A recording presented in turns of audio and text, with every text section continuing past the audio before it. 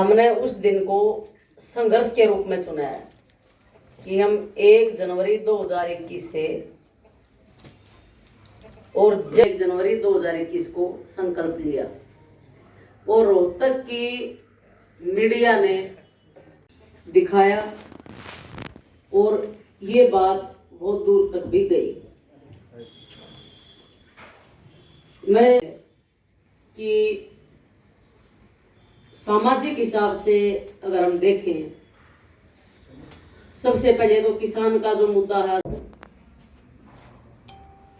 2016 को अगर हम याद करें तो आरएसएस और बीजेपी की चाल से एक बार हमारा हरियाणा जो है कलंकित होया जाति के नाम पर,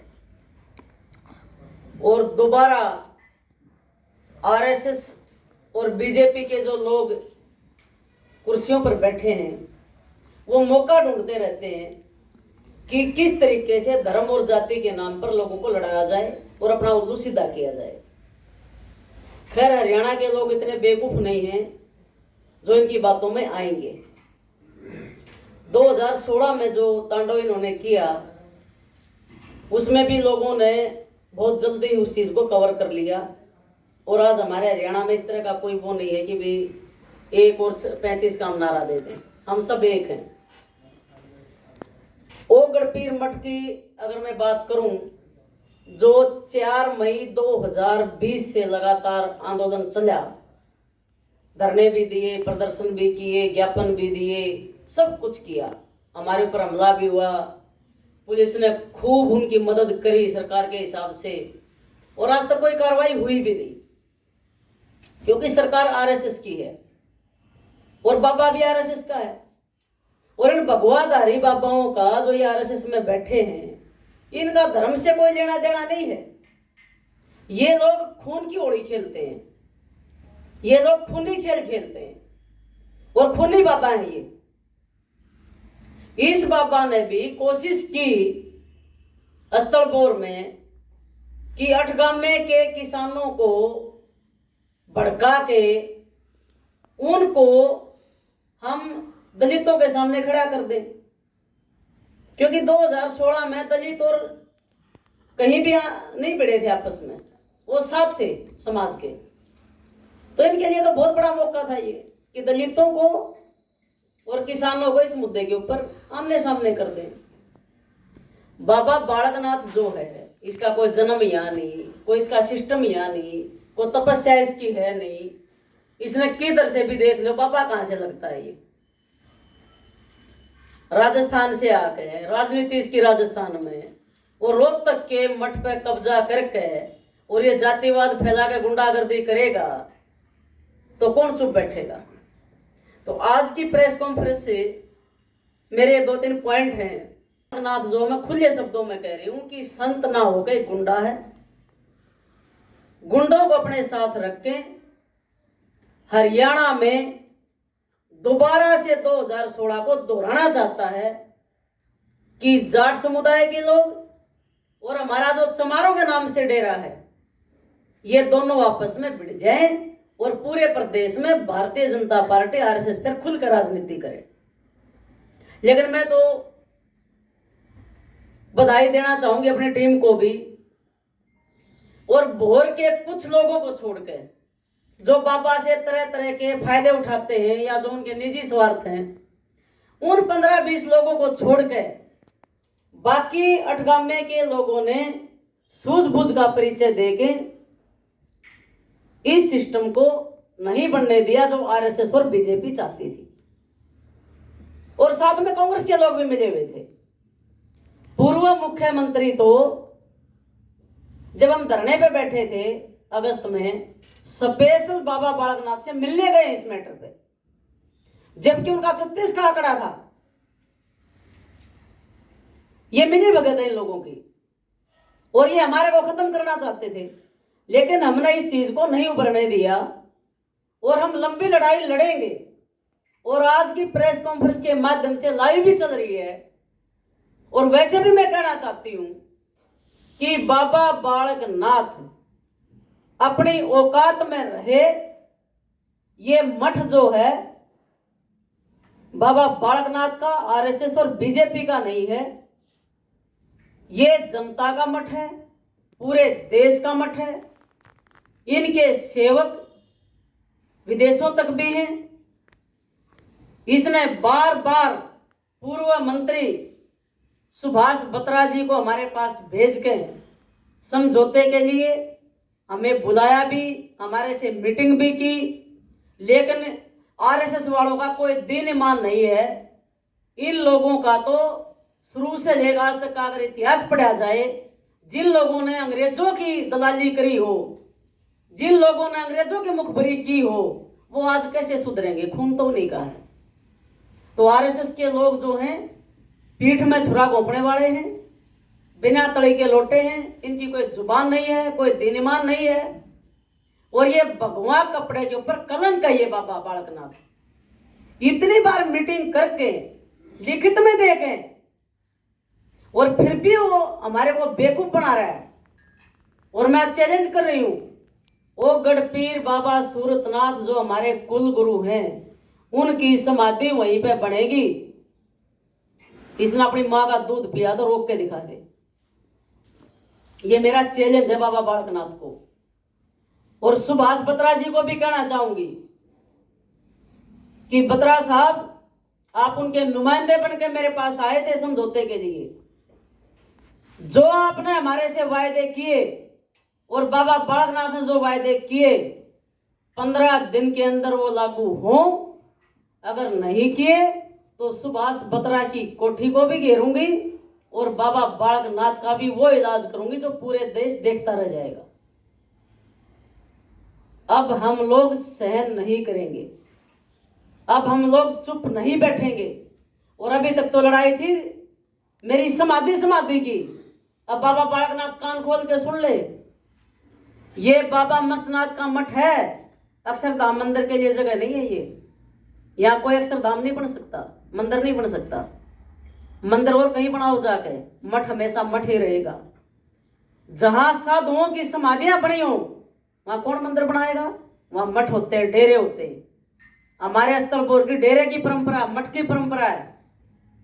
ये बीजेपी आरएसएस के लोग मंदिरों के नाम पे, भगवानों के नाम पे जनता को बेवकूफ बनाते हैं, देश के धन को लूटते हैं और उसी धन से जनता को बर्बाद भी करते हैं, गुलाम भी बनाते हैं। उन्होंने एक मुहिम चला के राजनीति की, ऐसे ये रोहतक में भी करना चाहते हैं। ये अक्षरधाम मंदिर नहीं बनने देंगे हम। और ये जितनी जगह बची हुई है, ये टोटली 300 बीघा जमीन जो है, इसके ऊपर बाबा बालकनाथ का 1 इंच भी जमीन पर हक नहीं है। ये टोटली जमीन ओ गढ़पीर बाबा सूरतनाथ की है। 600 बीघे जमीन बाबा श्रीयानाथ जी ने बंसीलाल जी के टाइम पे एक्वायर करवा के उसका सारा पैसा खा गई ये गद्दी कनपाड़ों की। और आज ओगड़ों की जो जमीन बची हुई है उसके ऊपर ये कब्जा जमा कर बैठे हैं गुंडागर्दी करके। तो साफ साफ शब्दों में कह रही हूं कि समाधि की लड़ाई तो है ही है।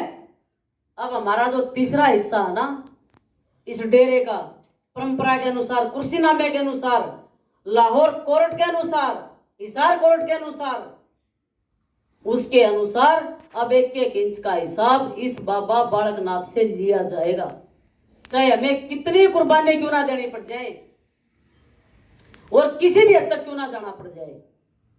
अब हम पीछे हटने वाले नहीं हैं। तो मैडम, जो बातचीत हुई थी पिछले दिनों, जो उन्होंने कही थी कि मान लेंगे, उससे पीछे कहाँ हट गए? क्या कुछ उस पर?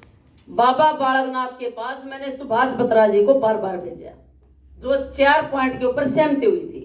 और महीना के अंदर एक प्रेस कॉन्फ्रेंस भी हुई थी जो सुभाष बत्रा जी ने संबोधित की थी। और उस चीज को मैंने मान भी लिया था, ये भी ठीक है, हमें हमारी ये डिमांड, हमारी और कोई डिमांड है भी नहीं। अब बाबा बालकनाथ जो है वो बार बार पीछे हट रहा है। वहां कभी तो ईंट लगा के रणपत मानदाता की फोटो लगा देता है, कभी कुछ करता है। मैंने फिर भेजा बत्रा साहब को, भाई बात करो, जब इन्होंने राजीनामा कर लिया, इनका अपना बनता रहेगा मठ, हम अपना समाधि बनानी शुरू करें, हम अपनी चढ़ाई शुरू करें। तो बाबा जो है उसकी नीयत में खोट है, वो नहीं चाहता कि वहां समाधि बने, वो चाहता है कि ये जो जगह है इसके ऊपर कब्जा हो जाए और मंदिर बने इसके ऊपर। ये गलतफहमी का शिकार है वो। मंदिर हम किसी भी कीमत पर हमारी जगह पर नहीं बनने देंगे। तो सुभाष बत्रा जी से आपकी बात हुई, वो क्या कहते हैं? सुभाष बत्रा जी से मेरी बात हुई, वो गए भी, लेकिन बाबा ना इधर का जवाब दे रहा ना उधर का दे रहा। जो आरएसएस का एजेंडा है, आरएसएस क्या है, मुंह में राम राम है इनके और बगल में इनका छुरी है। जब मन करे पीठ में घोंप दो, सामने इनमें दम है नहीं, ना मर्द है ये सारे, गाली खाते हैं मेरे से, सामने नहीं बोल सकते ये मेरे, ये पीठ में छुरा घोंपते हैं। अब इस पीठ में जो छुरा घोंपा इनने, इसका इलाज अब हमें करना पड़ेगा, इन्हीं की भाषा में जवाब अब देना पड़ेगा हमें। तो आपने 15 दिन का भी टाइम दिया है। 15 दिन के अंदर जो समझौता सुभाष बत्रा जी ने करवाया वो लागू करें। और प्रशासन को भी कह रही हूं, जिन लोगों ने 27 अगस्त को डेरे पर हमला किया, हमारे गुरु का अपहरण किया, गुंडागर्दी करी, कब्जा करने की कोशिश की, उनके खिलाफ एट्रोसिटी एक्ट लगा के उनको जेल में डाले। अगर प्रशासन भी हमारी बात नहीं सुनता है तो भाई जो होगा फिर तो तांडव होगा, और ऐसा तांडव होगा कि प्रशासन को भी फिर पता चलेगा कि कानून क्या होता है, और कानून को तुम लागू ना करोगे तो फिर जनता का कानून क्या होता है, ये फिर हम दिखाएंगे। तो इन बेटे ने आपकी कोई बाबा बालकनाथ से को आपकी बात? मेरे पास खुद फोन आया था बाबा बालकनाथ का, क्योंकि मैंने सुभाष बत्रा जी को जब भेजा तो बाबा बालकनाथ जी ने खुद फोन किया था। मैं कहा महाराज जी बहुत दिन हो गए हैं, मैं कब तक इंतजार करूं? कर अभी मैं 11 तारीख के बाद आपको बुलाऊंगा, मैं बिजी हूं, ये दिसंबर की बात है। मैंने कहा जी आपकी तो तारीख आएगी नहीं, बार बार आप तारीख देते हो, जो मन में हो बता दो मेरे को, हाँ या ना, मेरे को क्यों लटका रखा है? नहीं नहीं मैं 11 के बाद बुलाऊंगा। अब 11 की आज आप देख लो 3 जनवरी है, अभी तक ना सुभाष बत्रा जी का कोई मैसेज। सुभाष बत्रा जी को मैंने फोन किया, मैंने कहा जी आपने समझौता करवाया, मीडिएटर हो आप बात करो। कह रहे जी मैं भी क्या करूं, ये बगला मेरी बात नहीं सुनता। मैं कई बार कह चुका हूं भाई इसको निपटाओ निपटाओ जो आपने वायदा किया, लेकिन वो टाल मटोल करता, मैं बार बार जाता हूं। मैंने कहा जी मैं तो आपकी भी कोठी घेरूंगी, आप भी गुनाहगार हो, आपने मेरे आंदोलन को बीच में रोका है, मेरा आंदोलन चल रहा था, आपने क्यों मेरा धरना उठवाया, आपने क्यों शर्त रखी, आपने क्यों लिखित में दिया हमें, तो आप जिम्मेवार हो। तो मैंने उनको बोल दिया और घेरेंगे भी हम उनकी कोठी। और एक बात और कह रही हूं आपके माध्यम से, वो हालात इसकी हो जाएगी कि हम सारे इकट्ठे होके इसने जिप्सी में बिठा के जीप में और अलवर छोड़ के आओगे, रोहतक में नहीं घुसने देंगे इसको, अगर इसने गुंडागर्दी की तो। यहां गलती भी करता है, समझौता भी करता है, फिर मुकरता भी है। अरे कहीं तो इंसानियत दिखा, इतना तो शैतान भी नहीं करते, उनका भी कहीं जमीर होता है थोड़ा बहुत, इनका तो जमीर नाम की चीज नहीं है। क्या के बाबा है ये, क्यों जनता को मूर्ख बना रखा है? दूसरा, अभी आपके बीच में एक मुद्दा हो रहा था निगम का, निगम के 17 पार्षदों ने साइन करके एक पत्र दे दिया कि 2014 में तत्कालीन सांसद ने एक जमीन बोर गांव में, जो किसी की निजी नहीं है, सामना जमीन है, पंचायत की है, 1000 गज जगह कुमार चौपाल के लिए दे दी, और वहां चौपाल बना भी दी मारुति उद्योग ने CSR फंड से। वहां कुमार चौपाल का मीटर भी लगा हुआ है, जगह भी उनके नाम है, कानूनी सबूत भी है, 10 प्रजापति का बोर्ड लगा दिया। वही बाबा के आदमी, बाबा ने उनको भी उगास दिया कि यहाँ भी वो बोलेगी, वहां भी इन्होंने वही गुंडागर्दी की, बोर्ड को उखाड़ दिया। मेरा तो कुछ नहीं बिगड़ रहा, अच्छी बात है तुमने उखाड़ दिया, बैकवर्ड समाज की भी आंख खुल गई। जब मेरा डेरे का मसला चला समाधियों का, तो दलित समाज ही लड़ रहा था अकेला, इन्होंने 10 प्रजापति का बोर्ड उखाड़ा तो बैकवर्डों की भी आंख खुल गई। अब आरएसएस बीजेपी क्या चाहती है, और ये चीज भी क्लियर होगी जो मैं बोल रही थी कि आरएसएस बीजेपी रोहतक से दोबारा से जातिवाद का दंगा करवाना चाहते हैं, और प्रशासन इसमें मिला हुआ है। और ये जो पूर्व मंत्री बैठा है, ये इतना गुनाह हराम है, इसका पता नहीं चलता ये बोल रहे कि हर करे के है, क्योंकि शाखा में रह गए ना, गद्दारी सीखी है समाज से और देश से। ये शाखा में जाकर यही सिखाया जाता है इनको कि तुम बाहर कुछ बोलो और अंदर कुछ करो। ये कर भी रहे हैं, लेकिन कांता ले के सामने नहीं चलेगा इनका। मैं इन आरएसएस के लोगों को खुल के कह रही हूं, ये रोहतक है भाई, बाज आ जाओ, ठीक है। या मायावती नहीं है जो बिक जाएगी और राखी बांध देगी तुम्हारे और चुप हो जाएगी और जेल का भय दिखा दोगे। ये कान तालड़िया है, फांसी पर चढ़ा दियो फिर भी हम झुकने वाले नहीं है। जेल की तो कुछ भी नहीं है, जेल में आदमी ये जाओ है, जानवर नहीं जाते। कहना चाहती हूँ और प्रशासन को भी कहना चाहती हूँ कि मैं सारी मर्यादा भूल जाऊंगी, या तो 15 दिन के अंदर सारे मुद्दों पर फैसला करें। और रोहतक की कानून व्यवस्था अगर खराब करानी है और इस रोहतक में अगर जुल्म ही करना है तुमने, तो भैया अब हम सहन नहीं करेंगे, जुल्म ही हम भी करेंगे थारे ऊपर। सहन करते करते बहुत दिन हो गए। ये समझौता लिखित में हुआ था जी? लिखित में दे रखे पॉइंट, उसकी कॉपी उसकी थे ओगढ़ की सूरत ना, जो चमार जाति से थे ओगढ़ थे, उनके कान नहीं पड़ते थे और इनके कान पड़ते हैं जो ये बैठे हैं बालकनाथ जी। और तीनों का कुर्सी नामे में बराबर का हिस्सा है। 300 नागे के आएगी, 300 कनपड़, 300 ओगढ़ की। अब इन्होंने क्या गेम खेला कि भी ये दलित है, नबेरा तो है नहीं, इन्हें दबा कर रखो, हमेशा सदियों से दबाते आए हैं, अब भी दबा दो इनको। कुल देवता वो हमारे मंदिरों में तो क्या होता है, मंदिरों में आरएसएस का पाखंड है, पत्थर की मूर्ति बना कर लगा दी, वो है मंदिर। जहां संतों के अवशेष है वहां मंदिर कैसे बन जाएगा? मंदिर तो मूर्तियों का होता है। किसी की भी देवता की मूर्ति लगा दी, जिसकी जो मान्यता दो, जिसको मानता है, अपनी अपनी मान्यता है। ये भारत देश है, कौन किस धर्म को माने, सबको हक है, वो अपने मंदिर बनाए, अच्छी बात है, हमें तो कोई एतराज नहीं है।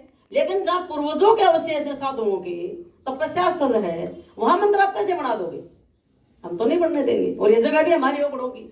अब 1 इंच का हिसाब इनसे लेकर रहेंगे और राज्य कुछ ना देंगे तो डंडे से लेंगे भाई, सीधा चेंज। जब तो करने में छोड़ दे कुर्सी, और कोई आएगा, हमें तो काम चाहिए। आंदोलन आज किसान का है, उधर मजदूर का हो जाएगा, उधर महिलाओं का हो जाएगा, वो प्रशासन जाने और अधिकारी बढ़ाओ, हमें क्या मतलब है? मैं ये देख लो भी किसान आंदोलन से हम दूसरा काम में नहीं करेंगे तो कैसे हो जाएगा?